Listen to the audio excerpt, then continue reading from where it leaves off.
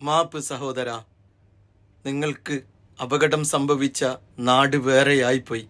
അതല്ല, കേരളത്തിലാണെങ്കിൽ രാത്രിയെന്നോ പകലെന്നോ നോക്കാതെ എല്ലാ മലയാളികളും നിങ്ങൾക്കും വേണ്ടി തെരച്ചിൽ നടത്തും. ആത്മസംഘർഷങ്ങളുടെ അത്രയും വേദനയാർന്ന വഴിക്കണ്ണുമായ ഒരു അച്ഛൻ പ്രിയപ്പെട്ട പുത്രനെയും ഒരു പൊന്നോമന പുത്രൻ അവന്റെ അച്ഛനെയും കാത്തിരിക്കാൻ തുടങ്ങിയിട്ട് 19 100 മുകളിലാണ് മണിക്കൂറുകൾ. 5 നാൾ മുന്നേ പൊളിഞ്ഞു വീണ ഒരു മലക്കടിയിൽ എൻ്റെ പ്രിയപ്പെട്ട മകൻ ജീവനോടെ ഉണ്ടോ എന്ന് പോലും അറിയില്ലല്ലോ ദൈവമേ എന്നൊരു പെറ്റ വയർ ആശങ്കപ്പെടുന്നെങ്കിൽ, ആ സംവിധാനത്തിൽ ഞങ്ങൾക്ക് വിശ്വാസനഷ്ടമാണ് എന്നൊരു കുടുംബം പറയുന്നുവെങ്കിൽ അത് പ്രത്യാശാനഷ്ടത്തിന്റെ നിരാശക്കുഴിയാണ്. ശരിയാണ്, ആ മാരക ദൃശ്യങ്ങൾ ഗംഗാവലി പുഴയോരത്തൊരു മാമലയുടെ ഭാഗമൊന്നാകെ ചെത്തി വീണ പോലെ ടൺ കണക്കിനാണ്. മണ്ണ് നീക്കി രക്ഷാപ്രവർത്തനം ദുഷ്കരമാണെന്ന് അറിയാമെങ്കിലും ആദ്യത്തെ 48 മണിക്കൂറുകളിൽ ആ സംവിധാനം കാണിച്ച അങ്ങേയറ്റത്തെ അനാസ്ഥ പ്രാർത്ഥനയുടെ ഈ മണിക്കൂറുകളും പറയാതെ പോകുന്നത് എങ്ങനെയാണ്?